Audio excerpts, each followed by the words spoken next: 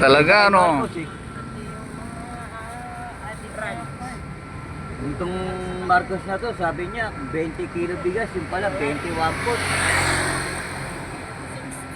Kaya 15. Naniwala pa ako sa bungol na. Naiboto mo rin ha. Ipati pa ako dyan, visit na yan. Yung pala gagawin lang, magtatago lang sa Malacanang. Maulit ko yan, hindi na rin yan mananalo. Hindi na. Hindi na. Ay anak niya, tatakbo yun. Ano, hindi mananalo na yun. Binigyan na nga sila ng pagkakataon, hindi pa nila inayos. Kaya nga. Wala pang pandemic. Si Duterte nga, pandemic na pandemic. Ang daming nagawa. Ang daming trabaho. Oo.